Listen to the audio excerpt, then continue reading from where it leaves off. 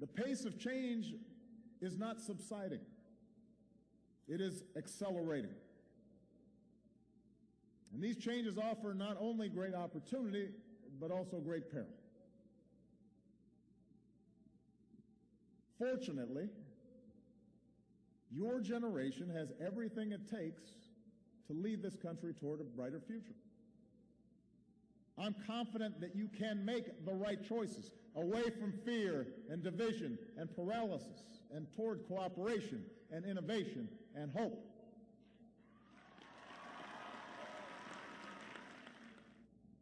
When you hear someone longing for the good old days, take it with a grain of salt.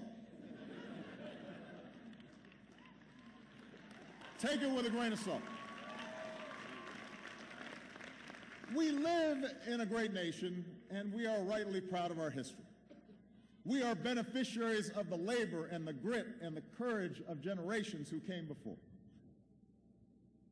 But I guess it's part of human nature, especially in times of change and uncertainty, to want to look backwards and long for some imaginary past when everything worked and the economy hummed and all politicians were wise and every child was well-mannered and America pretty much did whatever it wanted around the world.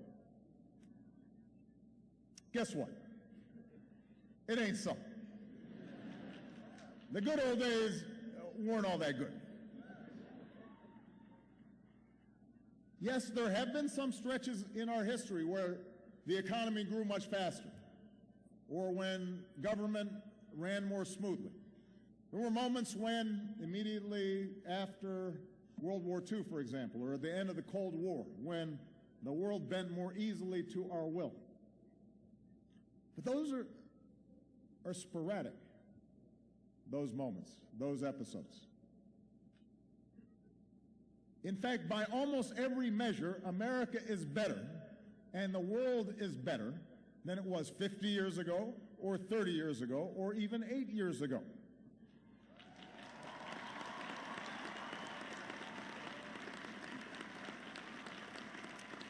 And by the way, I'm not set aside 150 years ago, pre-Civil War. There's a whole bunch of stuff there we could talk about.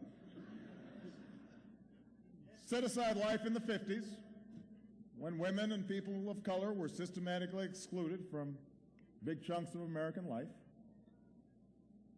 Since I graduated in 1983, which isn't that long ago, I'm just saying. Since I graduated, crime rates, teenage pregnancy, the share of Americans living in poverty, they're all down.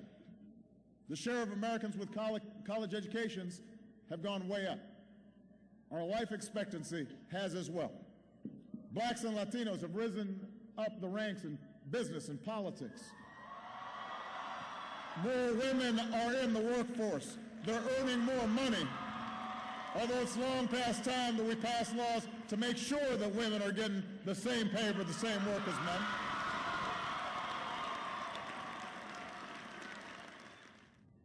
Isolating or disparaging Muslims, suggesting that they should be treated differently when it comes to entering this country.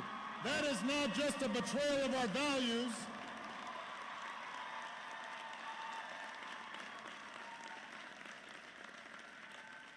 That's not just a betrayal of who we are.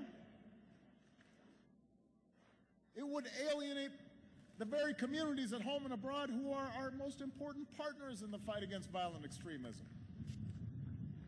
Suggesting that we can build an endless wall along our borders and blame our challenges on immigrants. That doesn't just run counter to our history as the world's melting pot. It contradicts the evidence that our growth and our innovation and our dynamism has always been spurred by our ability to attract strivers from every corner of the globe. That's how we became America. Why would we want to stop it now?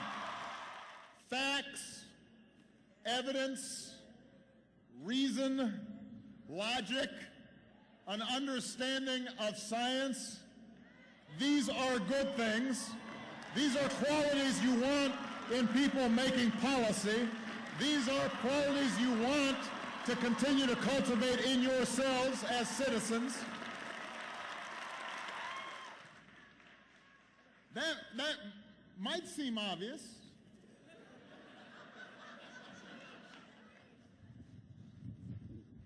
Where this strain of anti-intellectualism came from. So class of 2016, let me be as clear as I can be. In politics and in life, ignorance is not a virtue.